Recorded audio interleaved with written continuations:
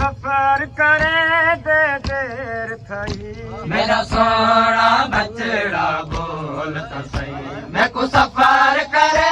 दे देर थई मेरा सोना बचड़ा बोल तो सही मैं को सफर करे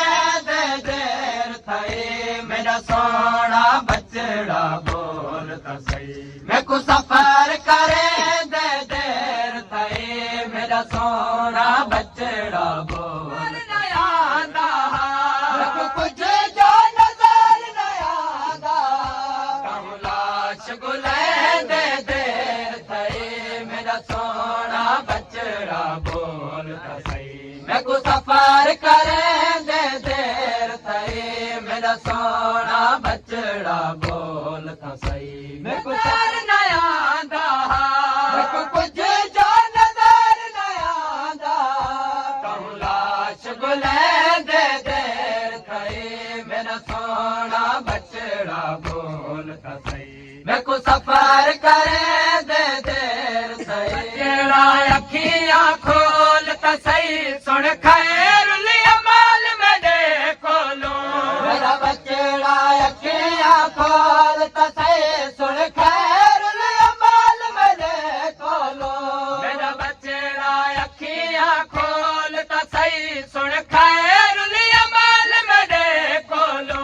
मेरा बचड़ा अखियां खोल त सही सुन खैरुल अमाल में देखो लो आजान तेरी गुमती गई है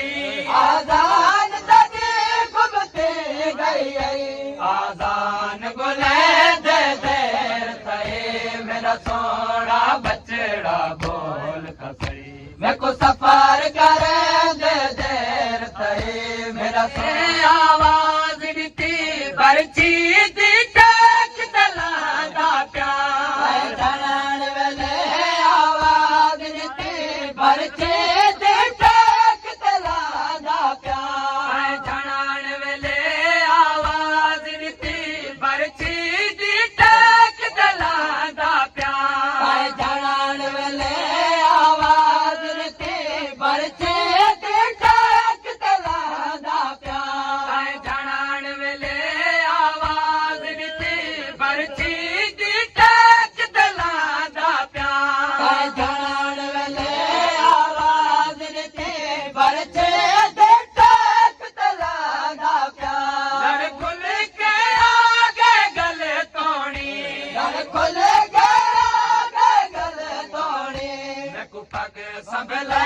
दे देर थई मेरा सोना बचड़ा बोल सही मैं को सफर करे दे देर थई मेरा सोना मसला है मेरी गैरत दा तेरी लाश ते माल मसाइब दितम मसला है मेरी गैरत दा तेरी लाश ते माल मसाइब दितम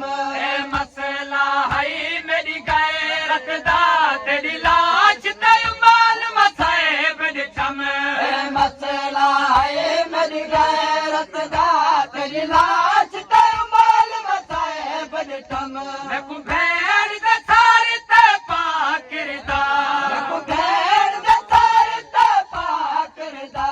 खुद आप जुड़े दे देर थई मेरा सोना बचड़ा बोल सही मैं को सफर करे दे बोलो पहले कॉल तेरे पालन वाली माँ पहुंची मेरे कॉलो पहले कॉल तेरे पालन वाली माँ पहुंची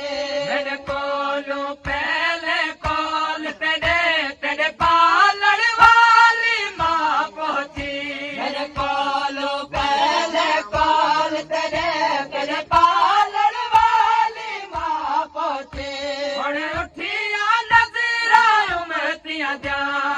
उठिया नजरा उमतियां जा मैं को भेड़ लुके दे देर थई मेरा सोना बचड़ा बोल सही मैं को सफर करे दे देर था दुल्हना वाला एक खास निशानी पुछदा हम जाने गए था दुल्हना वाला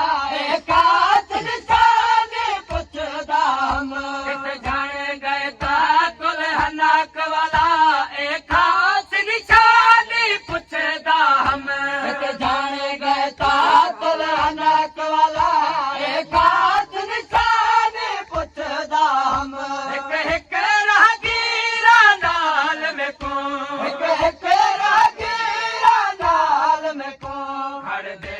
अलवे दे देर थे मेरा सोना बचड़ा बोल तो सही मैं को सफर करे हर मसला दे बचड़े दा लाशा चावल कोई सोखा नहीं हर मसला दे बचड़े दा लाशा चावल कोई सोखा नहीं हर मसला दे बचड़े दा लाशा चावल कोई सोखा नहीं हर मसला दे बचड़े दा लाशा चावल कोई सोखा नहीं कहूं पाक हुसैन अकबर पूछा पाक हुसैन अकबर पूछा मैं कई वे दे देर थे मेरा सोना बचड़ा बोल तो सही मैं को सफर करे दे देर थे मेरा सोना बचड़ा